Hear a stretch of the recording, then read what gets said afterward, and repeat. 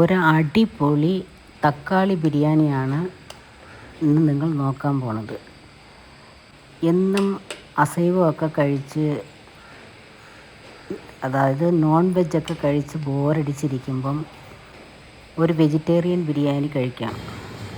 Vegetable biryani നിങ്ങൾ കഴിച്ചിട്ടുണ്ടായിരിക്കും, mushroom biryani, ഇങ്ങനെ ഒരുപാട് ബിരിയാണികൾ നിങ്ങൾ കഴിച്ചിട്ടുണ്ടായിരിക്കും. പക്ഷേ ഇത് കുറച്ച് വ്യത്യാസമായിട്ട് ടൊമാറ്റോ ബിരിയാണി, ഒൺലി ടൊമാറ്റോയുടെ ഫ്ലേവറോടെ കൂടിയ ഒരു നല്ല ബിരിയാണി.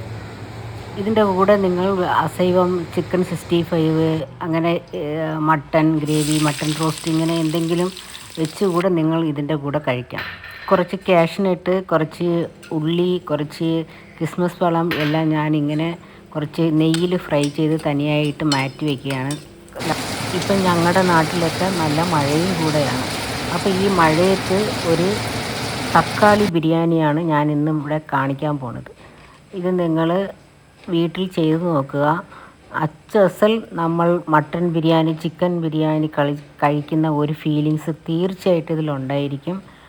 അപ്പം ഇന്ന് ഫ്രൈഡേ ആയതുകൊണ്ട് ഒരുപാട് പേരുടെ വീട്ടിൽ ചിക്കൻ, മട്ടൻ, ഫിഷ് ഇങ്ങനെ ഉള്ള നോൺ വെജൊന്നും എടുക്കില്ല. അപ്പം വെജ് എടുക്കുമ്പോൾ ആ ഒരു നോൺ വെജിൻ്റെ ഒരു ഫീലിങ്സോട് കൂടി ചുട ഈ മഴ സമയത്ത് കഴിക്കാൻ വളരെ നന്നായിരിക്കും.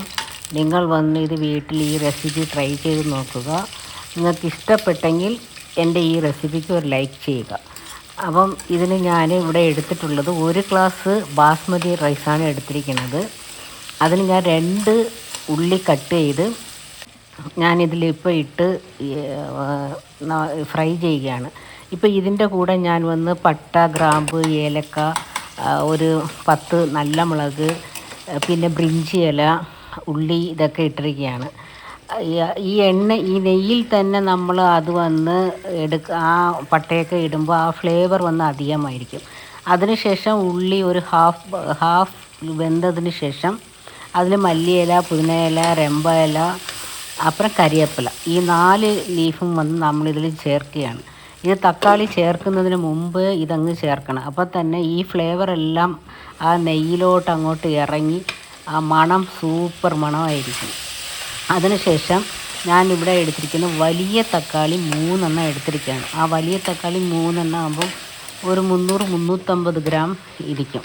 കാരണം ഇത് നമ്മൾ തക്കാളി ബിരിയാണി ആയതുകൊണ്ട് തക്കാളി തന്നെ കൂടുതലായിട്ട് ഇടണം. ഈ തക്കാളി ഇങ്ങനെ വതക്കുന്ന സമയത്ത് തന്നെ നിങ്ങൾ ആവശ്യമുള്ള ഉപ്പും അതിൽ ചേർക്കുക. അപ്പം തക്കാളി പെട്ടെന്ന് തന്നെ നിങ്ങൾക്ക് കുക്കായി കിട്ടും. ഇപ്പോൾ കണ്ടില്ല, പെട്ടെന്ന് കുക്കായി കിട്ടി. ഇതിൻ്റെ കൂടെ നമ്മൾ കുറച്ച് മഞ്ഞൾപ്പൊടി, 1 ടീസ്പൂൺ മഞ്ഞൾപ്പൊടി, പിന്നെ ബിരിയാണി മസാല നമ്മൾ തനിയായിട്ട് സെപ്പറേറ്റായിട്ട് എപ്പോഴും വീട്ടിൽ പൊടിച്ചൊക്കെ വെച്ചിരിക്കുമല്ലോ, ആ ബിരിയാണി മസാല, പിന്നെ കുറച്ച് ഗരം മസാല, ഇതാണ് ഇടുന്നത്. അപ്പോൾ ഈ ബിരിയാണി മസാല ഇടുമ്പം നിങ്ങൾക്ക് എരിവ് കുറവ് മതിയെങ്കിൽ കുറച്ചിടുക. ഇപ്പം ഞാനൊരു വലിയ ടേബിൾ സ്പൂണാണ് എടുത്തിരിക്കുന്നത്. ഇതിൽ കുറച്ച് വേണമെങ്കിൽ നിങ്ങളിടാം.